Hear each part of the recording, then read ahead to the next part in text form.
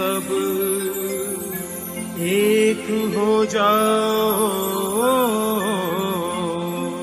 आजादी का दीप जलाओ। बिल्कुल प्रतिकार करने के लायक नहीं रखा जाए, इसलिए उन्होंने हमारे लोगों को 6 और 6,500 जाति के टुकड़ों में बांटा और एक जाति के 12 उपजाति के टुकड़े माने जाए तो कल्पना करो कितने टुकड़ों में बांटा। इतने टुकड़ों में बांटा उन्होंने, इतने टुकड़ों में बांटा कि हमारे लोगों की एक साइकोलॉजी तैयार हो गई। क्या साइकोलॉजी तैयार हो गई? कि हम प्रतिकार करने लायक नहीं है।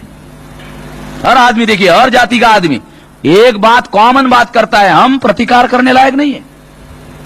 ये गुलामों की ही प्रतिक्रिया है और किसी की प्रतिक्रिया नहीं है, और यह सबूत है गुलामी का। तो उन्होंने जाति व्यवस्था को बनाया। एक बात, उन्होंने जाति व्यवस्था को बनाया। दूसरा, जाति व्यवस्था को क्रमिक असमानता पर खड़ा किया। दूसरा भयानक मामला क्रमिक असमानता, यानी असमान लोग आपस में समान होने चाहिए, मगर क्रमिक असमानता में असमान लोग भी आपस में समान नहीं है। यह है क्रमिक असमानता। अगर अमेरिका में 2 आदमी 2,000 कमाते हैं तो वो आपस में समान है, मगर भारत में अगर बैकवर्ड 2,000 कमाता है और शेड्यूल कास्ट 2,000 कमाता है और आदिवासी 2,000 कमाता है तो ये ऐसा है। इसको कहते हैं क्रमिक असमानता। वो आपस में समान नहीं है। होना चाहिए अमेरिका में ये समान है, मगर यहां एक क्रमिक असमानता के आधार पर ये जो लोग हैं जो असमानता के शिकार है, कम से कम आपस में समान होने चाहिए थे, नहीं है। ये इसलिए रखा गया क्योंकि इससे आप प्रतिकार करने के लिए बिल्कुल ही शून्य हो जाते हो, और प्रतिकार केवल अंदर ही होता है। एक शेड्यूल कास्ट में जो जाति है वो दूसरे से लड़ती है, दूसरी जाति तीसरे से लड़ती है, तीसरी जाति चौथे से लड़ती है, और जिन्होंने ये गुलामी थोपी उसके बारे में लड़ने के लिए उसके अंदर सोच भी नहीं आती।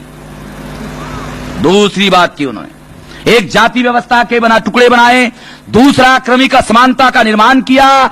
इतना ही नहीं किया, और एक काम किया, इस जाति व्यवस्था के 2 हिस्से किए। जाति व्यवस्था के 1000 टुकड़े किए और हजारों टुकड़ों को 2 हिस्सों में मुख्य रूप से बांटा। वो मुख्य रूप क्या है? एक अछूत बनाया, एक अछूत बनाया, और छूत को अछूत के विरोध में, जाति अंतर्गत लड़ाई के अलावा छूत अछूत के विरोध में, अछूत छूत के विरोध में ये और अतिरिक्त लड़ाई वहां शुरू करवा दी। इसलिए आज की तारीख में बैकवर्ड और अनुसूचित जाति और जनजाति के लोग ये अनटचेबिलिटी की वजह से आपस में आना ये बहुत ज्यादा मुश्किल मामला हो गया है। ये व्यवस्था प्रतिक्रांति के बाद उन्होंने की, और इसलिए की कि उन्होंने सोचा, क्या सोचा?